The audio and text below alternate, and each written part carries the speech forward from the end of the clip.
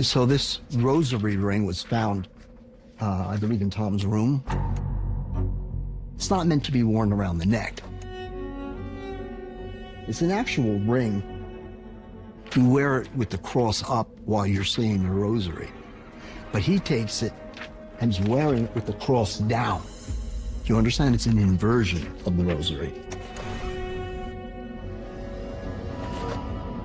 But the fact that Tom even wears it with the cross going down, that's not a rosary ring.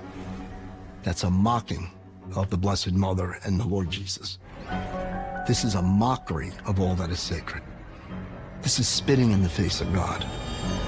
A 14-year-old boy said to be obsessed by Satan, stabbed his mother to death over the weekend and then committed suicide. Over the past month, Tom had developed an unhealthy interest in Satan. I remember walking into his bedroom, and on the bed is where I saw some of the books. And opening the books, he had some pretty strange writings of following Satan and giving his life to Satan. He was the neighborhood paper boy, a model student, and now, by his own admission, a satanic murderer. I believe that Tom Jr. had a relationship with Satan.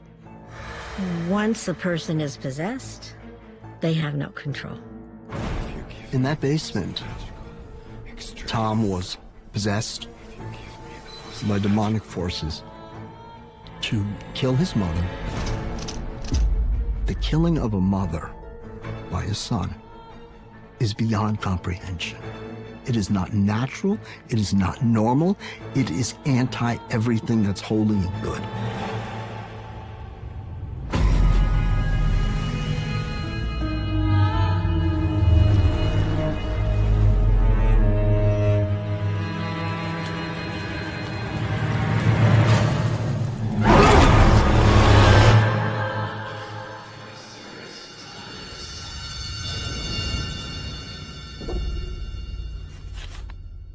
Evil conjures 1,000 images in our minds of twisted people, unspeakable acts, and dark ideas.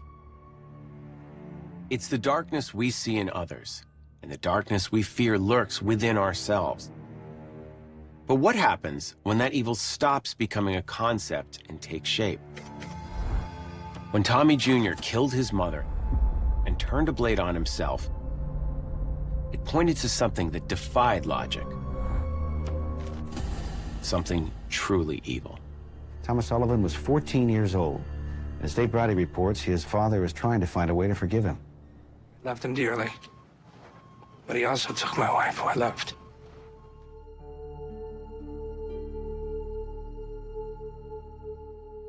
If you're saying to yourself, something like this could never happen in your community, think again. Morris County police are broadening their investigation of a bizarre murder-suicide to determine if it was linked to a local satanic cult. According to police, Tom stabbed his mother more than a dozen times with a small penknife. The body of Betty Ann Sullivan was found in the basement. And the next day, the body of Tom Sullivan Jr. was found in the snow. He had slashed his wrist and throat. This was a brutal murder. This was a suicide that was, you know, very, very violent.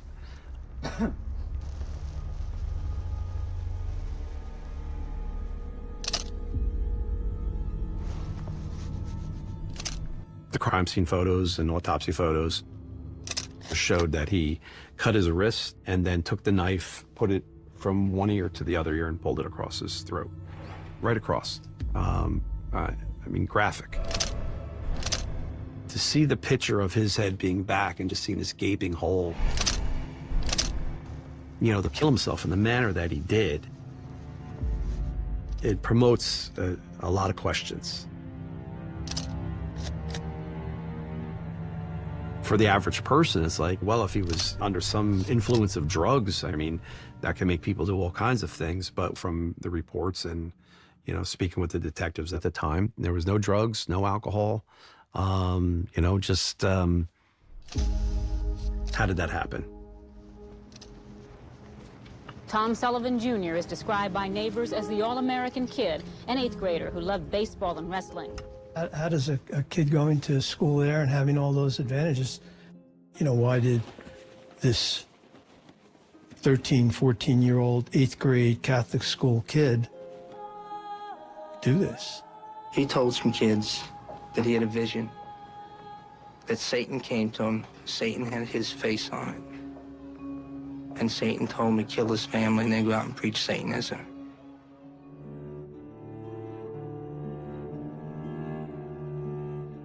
My understanding was that Tommy had written a paper on Satanism in class. I believe the school paper started around October, when it had to be done around the Thanksgiving holidays. Something within his research triggered his attachment to it. And then he just stayed involved in it. But it went downhill very quick with him. Just a couple of weeks, Tommy's behavior changed. It's just mind-blowing. It really is. It's really hard to, you know, wrap your head around it. It really is. Family did say he was getting involved in Satanism, and that's what people were worried about, is him being possessed. Sister Philomena told us that they had been having some concerns about Tommy's behavior.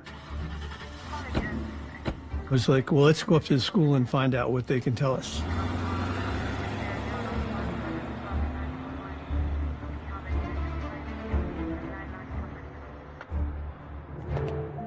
The police were in my office the following morning, on Monday morning.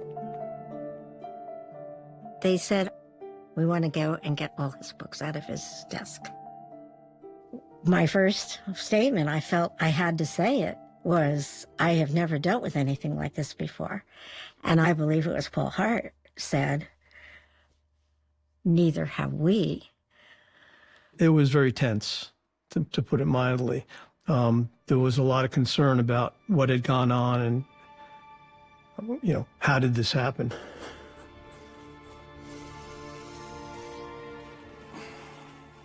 The English teacher had them doing journals. She was just trying to get the students to put their thoughts down.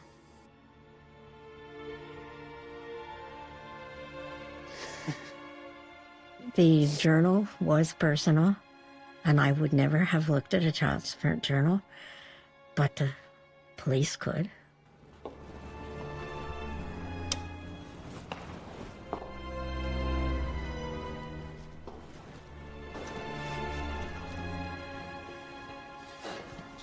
They started each day by writing a kind of a private journal.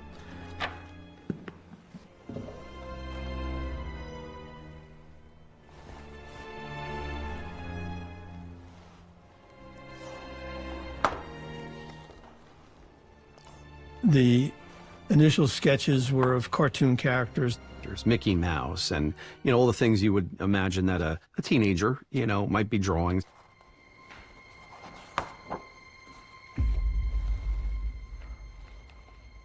And then it progressively got darker. You know, went from Mickey Mouse to pictures of like a horned person resembling maybe the devil. There were some pentagrams. And as it got kind of darker and darker, nothing came to light because it wasn't anything they shared. The sketchbook started taking on a more ominous, angry feeling about it. That Tommy was not happy. He was not a happy kid. Right away, you could see he was influenced, obsessed by the satanic world.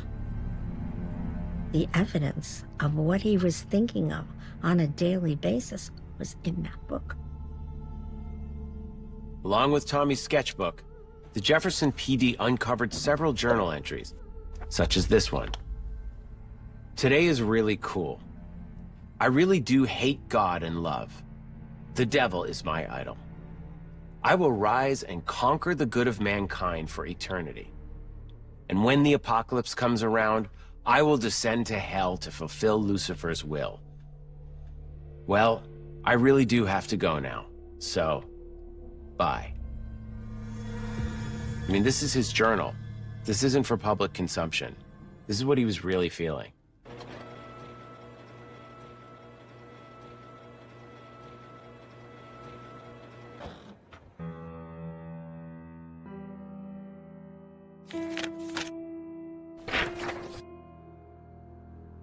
Yeah. I've studied that kind of imagery. I think it reflects Tommy's deep understanding of Satan or the occult. And I see telltale signs there of somebody who's in the know. As a historian, I study Satanism.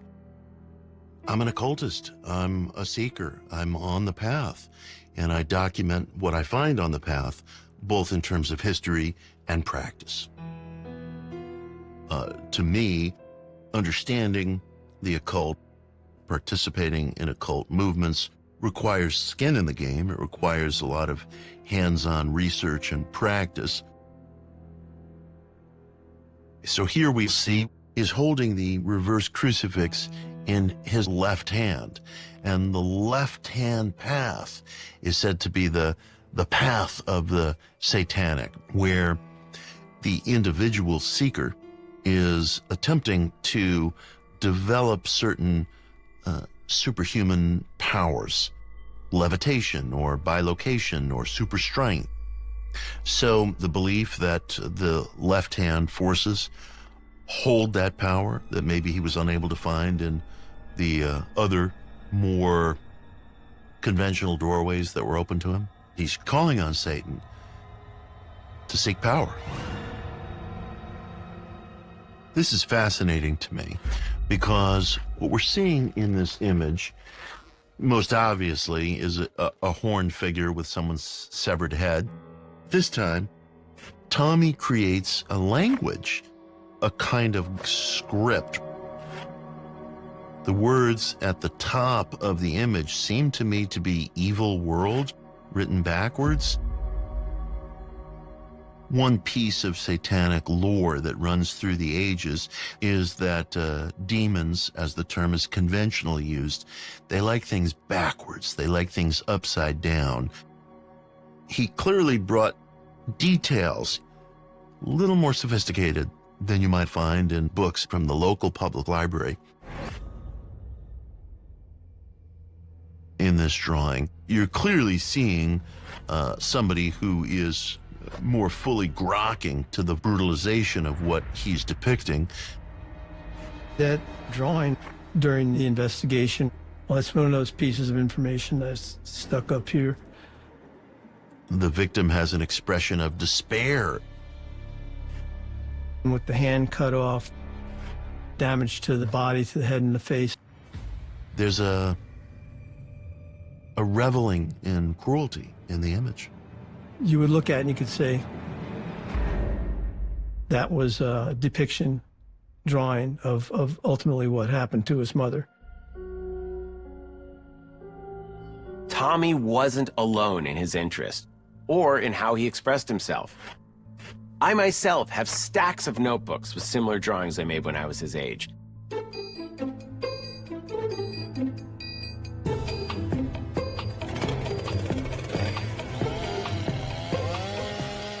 And the thing is, I turned out fine. In fact, those inspirations served me very well throughout my career and continue to do so. But sometimes the signs can't be ignored. As a parent now, I understand that fear of not knowing what's going through my kid's head. How can I? And how could anyone know what was going through Tommy's mind and that he would cross that line from fantasy into something physical?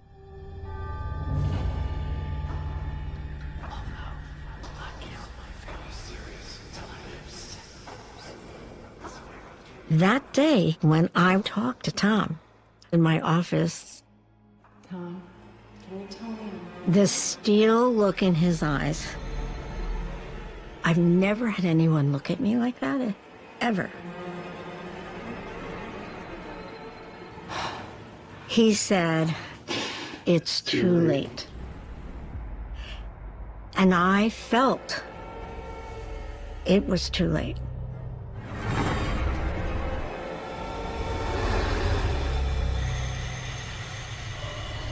The whole room got cold. I was feeling just so chilled. So... It's too late. I cannot describe it in words.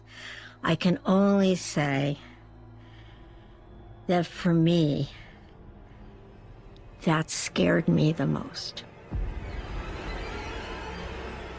Satan is real. Satan is the opposite and the antagonist of God. It is very hard for me to really understand evil. But I know it exists, and I know it takes people away, and I know that people choose evil. I walked back to my office. My vice principal said, "Did you want to speak to Mrs. Sullivan?" And I said, "Oh, yes." It's good to see you. Thank you for all your help. Mrs. Sullivan was a faithful volunteer in the school. At lunchtime, she would go into a classroom and be there for the kids as they were eating and then take them out on the playground. It was a heroic job, and she did it faithfully. She was a stay-at-home mom. She did not have any other job, so she made her children priority. I wanted to check in with you. I said, I'm concerned. the children had come to me. They were concerned. The teachers are concerned. We're all concerned about what he's talking about, which includes Satan.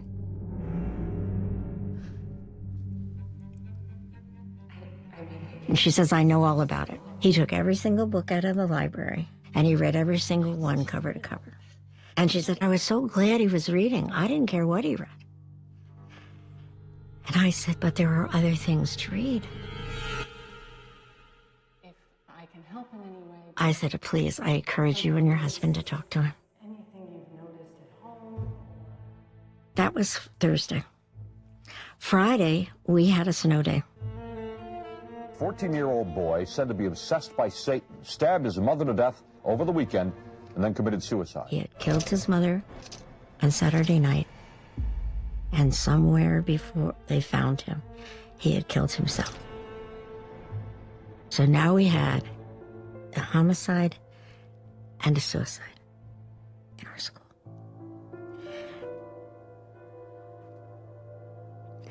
Truth be told, I thought it was my fault,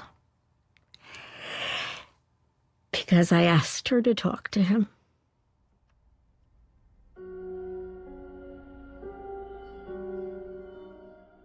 It's a horrible thing to think that in 2 weeks, a young man could change and become this monster, you know, and this interest in Satan is, no, there's not enough time for that to happen.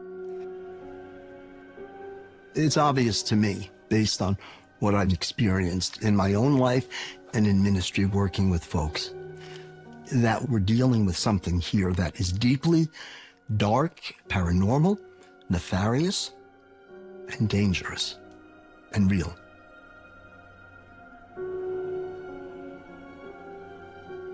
Is it possible that Tommy was in touch with some kind of unseen entity, some sort of metaphysical presence, what a person might call possession?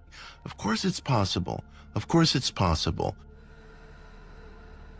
I do feel certain that there are some cases of possession that elude all explanation. I will never take the supernatural or the extraphysical off the table.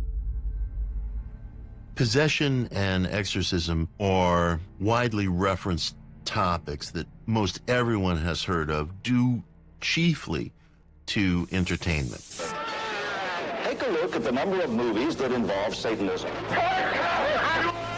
In The Exorcist, it is the tremendous power of the devil himself controlling a little girl's body against the will of a priest. I love films about possession and evil. Movies like Rosemary's Baby, This is no dream. This is really happening. The power of Christ compels you. The Exorcist, It's all for you. and a personal favorite of mine, The Omen, sparked a cultural wildfire. But they weren't just about the supernatural horror. They were stories about regular, everyday people thrust into something they couldn't explain. And that's terrifying. It hits you on a primal level. The Exorcist was based on the true case of Roland Doe, a boy in the 1940s who allegedly became possessed after using a Ouija board. His story spread, sparking a debate. Was it possession or something else? By fictionalizing Doe's story into The Exorcist, filmmakers took that fear and amplified it, shaping a generation into thinking that anything strange could be a sign of the devil. O God, Son of God, unconquered might. How many exorcisms have you performed yourself? I've been doing it for about 5 years now, and about 20 a year, so it's about 100.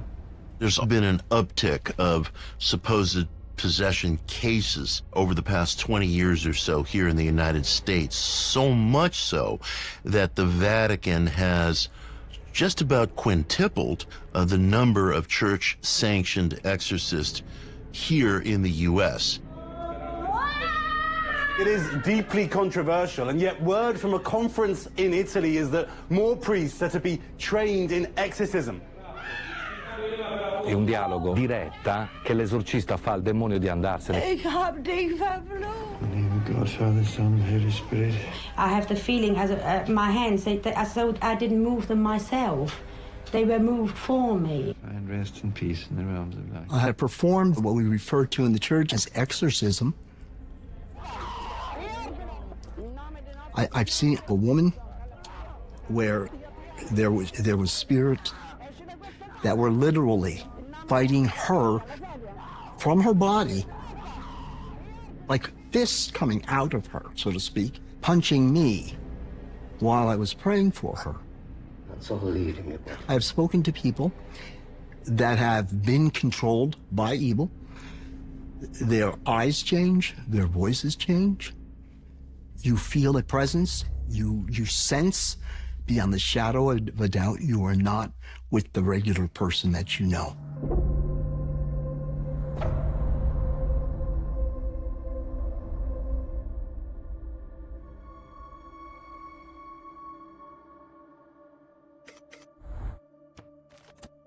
Tom Sullivan's found wrist cut and then neck cut all the way to the bone, and the head just hanging on by the neck bone. Now, would the person cut his neck and then do his hands? No. Or do the hands first and then do, no. It's not possible.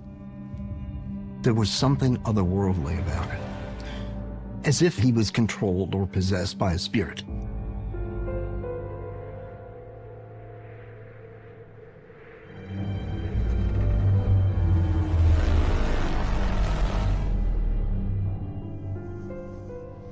Usually an individual gets possessed by something that he or she has not gone looking for. Help me make the right choices.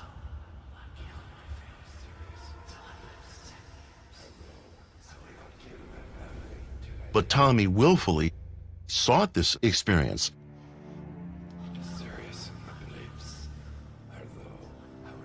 So I wouldn't specifically describe it as possession.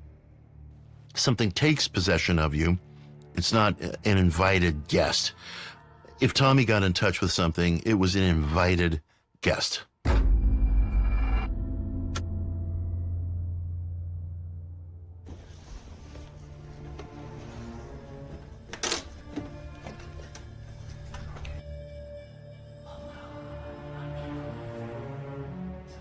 When Tom wrote a pact with Satan, it was like a legal contract, if you will. The whole story is in the pact that he wrote. All right, so to the greatest demons of hell, I, Tom Sullivan, would like to make a solemn exchange with you. If you give me the most extreme of all magical powers,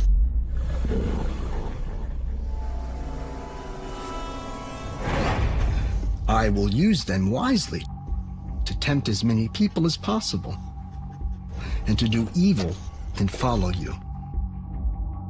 But this is so disconcerting to actually see it written. When you play with evil at this level, and you call upon the deceiver directly, and the hounds of hell, they will respond.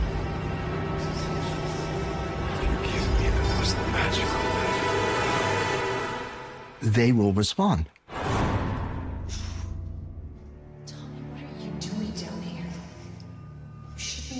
I will kill any Christian followers who are serious in their religious beliefs. It just, it's so deliberate. I don't know what's going on. I really don't. It was spiritual forces You won't even talk to me. that can manifest I'm really worried about you. in the physical realm. How am I supposed to help you if you won't talk to me?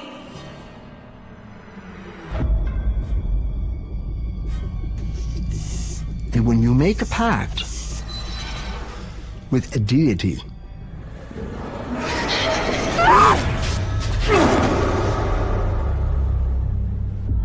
there has to be a sacrifice.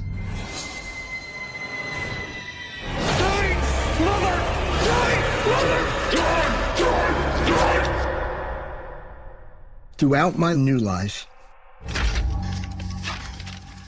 I promise to perform any satanic rituals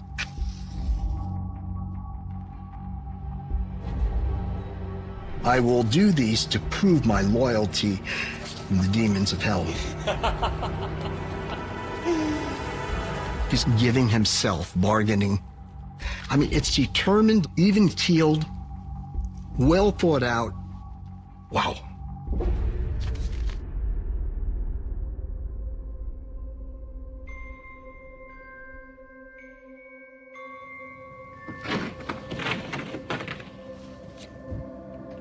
Exactly 20 years from this day, I promise to commit suicide. At this time, I will go directly to hell and to work with you as a demon.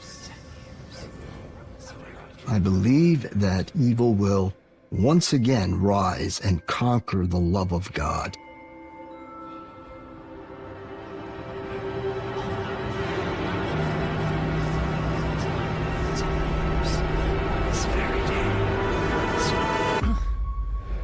If this pact is to your approval, sign below.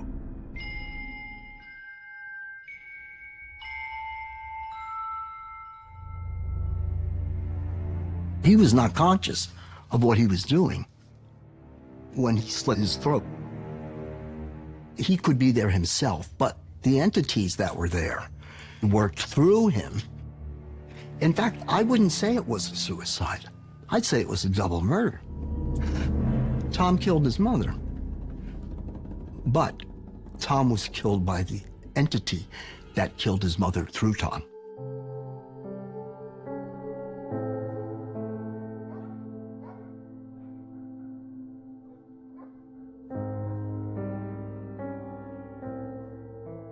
Committing that you're gonna murder your family.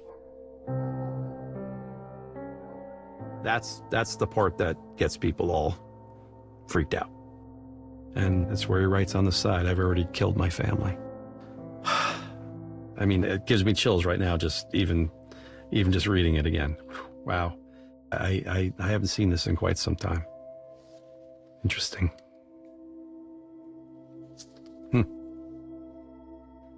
You have to surmise he was definitely taken over by, an outside force, the devil.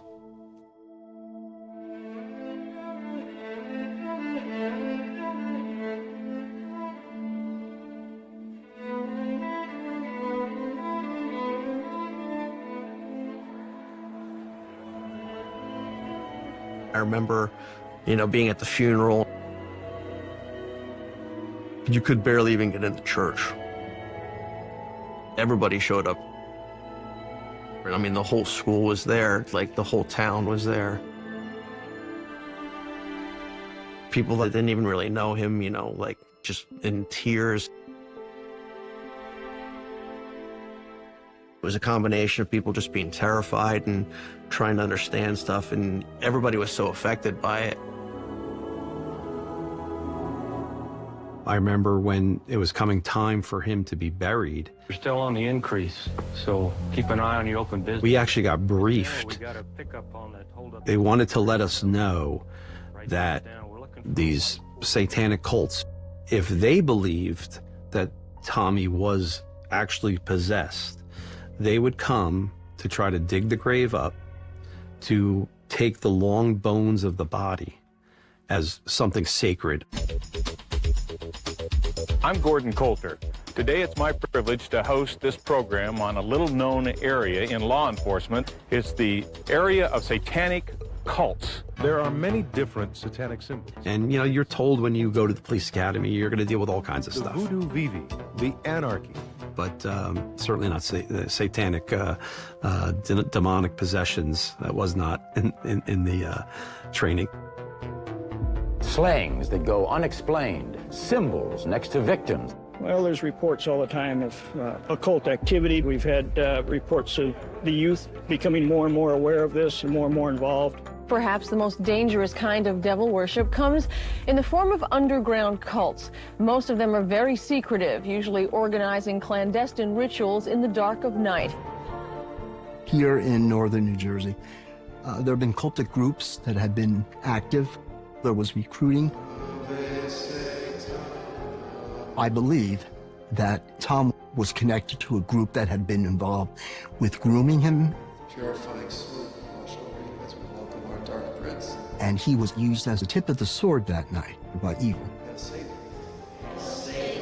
This is part of a continuum, and that Tom was only one of the players. There's a lot more. We're looking at a small snippet of what was taking place. Police take away boxes full of bones and satanic paraphernalia. Well, we were standing across the street and they brought a mannequin with blood. Officials now think mutilated dog carcasses found along a Millville road may have been the work of devil worshippers. Connecting cults and the supernatural in New Jersey isn't really a stretch. The line between what's real and otherworldly has always felt a little blurry here. You get the outline of something moving along in the woods, kept right alongside of us. Take the Jersey Devil, for example. They found tracks. I found tracks. It's one of my favorite campfire stories.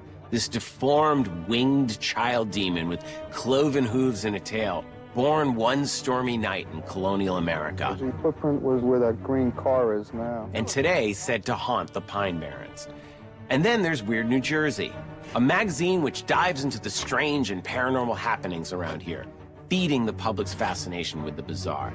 Mutilated animals showing up by the dozens in North Bergen. A grisly discovery in Newark. Police found only the victim's lower torso. When you add in the media frenzy of the time, they use a cauldron, they use human bone. Pouncing on stories of satanic rituals, mind control, and dark pacts with the devil. There are a great number of people that believe in that sort of thing. Well, every crime, every unexplainable tragedy seemed to be part of a much bigger, darker conspiracy. The perfect storm of local folklore and real-life horror.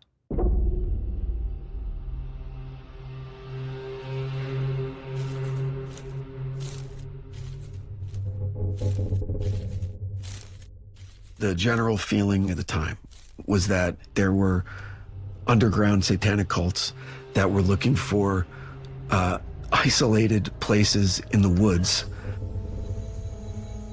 We heard there was this cult in the woods just a couple miles out of town. Animal sacrifices, pentagrams carved in trees and stuff. The latest incident, the bodies of 6 dead animals arranged on a pentagram. It's an area infested with phenomenon. It's like a crescent from this part of Jersey all the way to Manhattan. It's a hotbed, if you will, for occultic activity. Different stories and different types of abuse and tragedies and desecrations of sacred places. The broken statue of the Virgin Mary, and a note that read, "It's Satan's power which gives us strength." And cults. And he walked over to me and dripped the blood onto me and made the sign of a pentagram.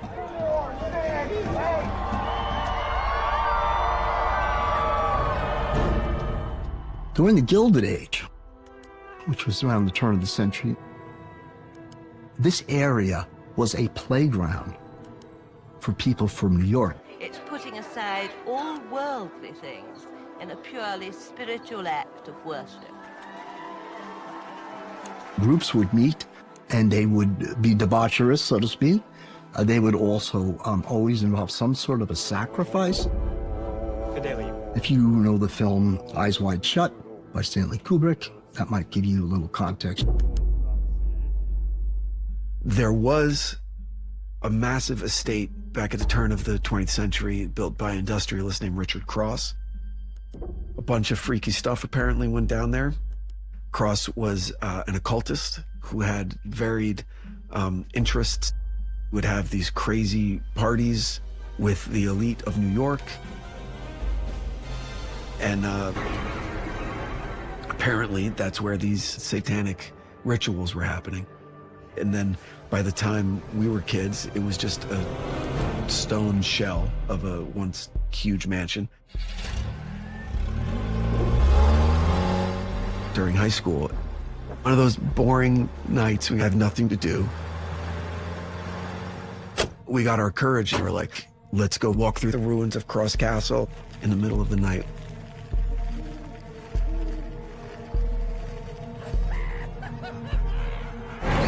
It's a really cool place to visit during the day. At night, it's terrifying.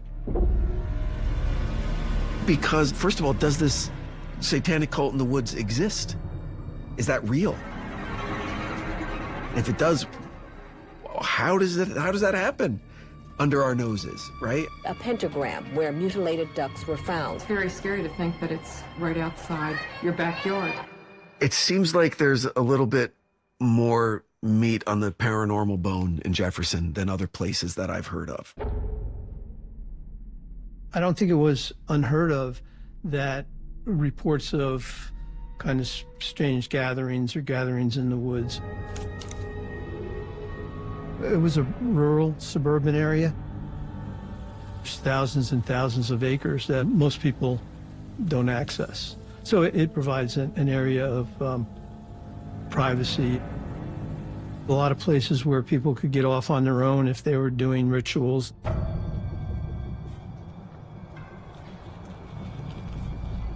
I know of at least one personally that I documented.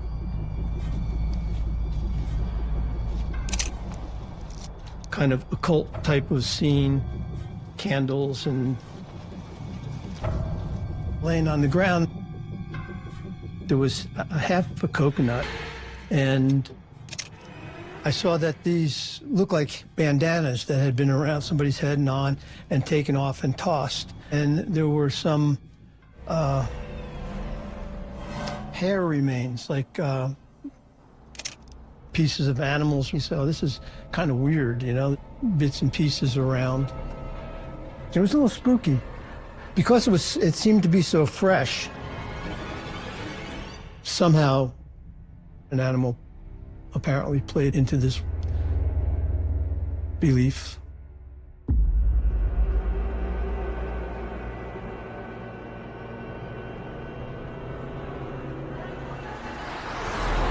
I had a really strange experience. I don't know, it's weird even talking about it.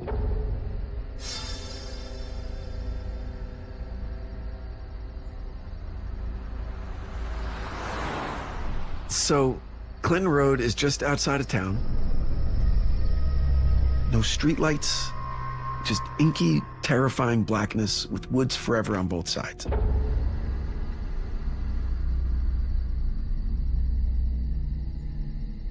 People were scared to go into the area. It was deemed to be the most haunted road in America by people in North Jersey. And there were a lot of rumors and a lot of ghost stories associated with Clinton Road. But I'm not really a believer of that, right? Well, you should be able to tell, like, it should be right there because that's where the one... And me and two buddies of mine,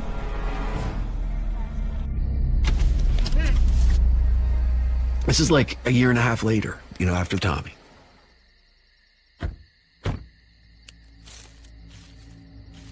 And we're walking down this path into the woods.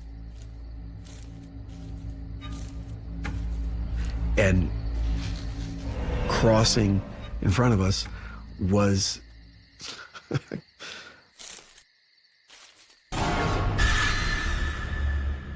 a cloaked figure, like wearing a mask. Like, look, the quintessential Satan worshiper would look like. And we stopped dead in our tracks. No one was breathing. I look at him, I'm like, did you, like, am I the only one? And they're like, we gotta get the fuck out of here, right? And we just sprinted back to the car. And we're like, was that real? So you had to have an honest moment with ourselves that, like, all that we'd been hearing, that we've been dismissing to religious zealots is true.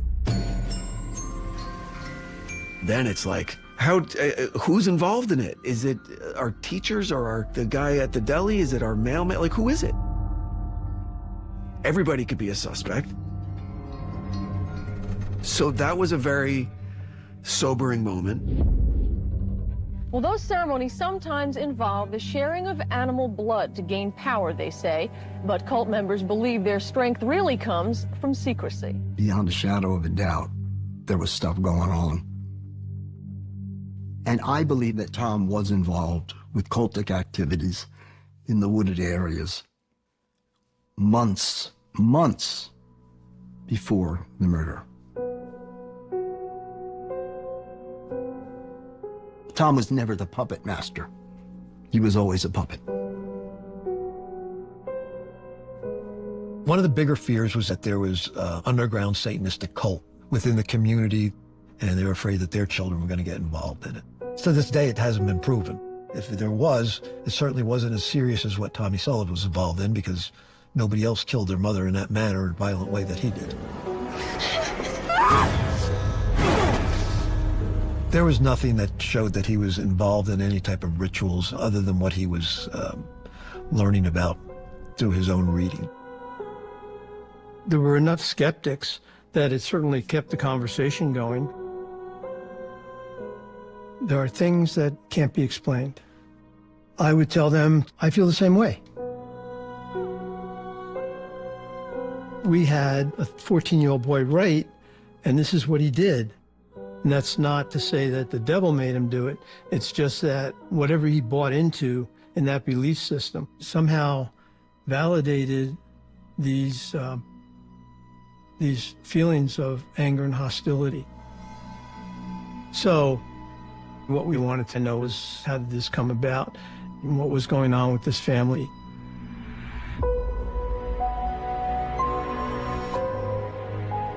In 1988, I was 19 years old.